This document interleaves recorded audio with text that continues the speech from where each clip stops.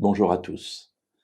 Nous avons vu hier que dans cette deuxième lettre que Paul écrit aux Corinthiens, au chapitre 9 et au verset 6, il encourage les Corinthiens à participer à une collecte et il leur dit « Soyez généreux » avec cette phrase « En fait, celui qui sème peu moissonnera peu et celui qui sème en abondance moissonnera en abondance ».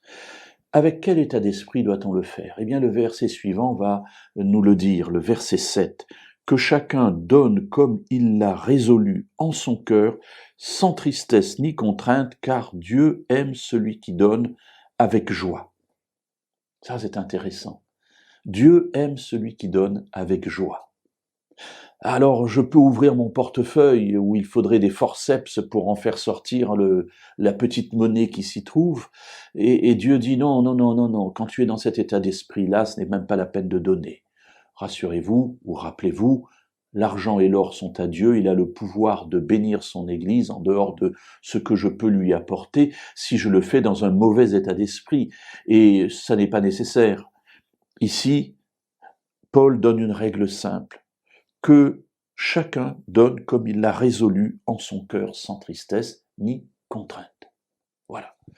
Je ne vais pas toucher votre sensibilité, travailler en disant mais si, il faut donner, non pas du tout, pas de contrainte.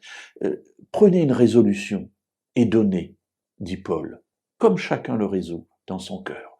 Voilà, je vais m'asseoir, je vais regarder ce que j'ai, ce que je peux mettre de côté, la souffrance des autres, je vais l'évaluer aussi pour savoir de quelle manière je peux pourvoir à cette faiblesse momentanée de ceux qui m'entourent, momentanée ou qui perdure, et je prends une décision sans contrainte et dans la joie. Et je me dis, Seigneur, voilà, même si ça prend un peu de mon nécessaire, et en tout cas de mon superflu, je vais prendre et je vais donner.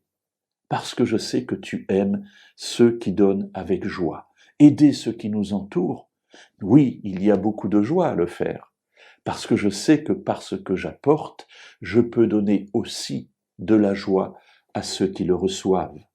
Alors, allons-y gaiement, allons-y franchement, allons-y sans aucune retenue et sans contrainte, donnons parce que Dieu aime celui qui le fait avec joie.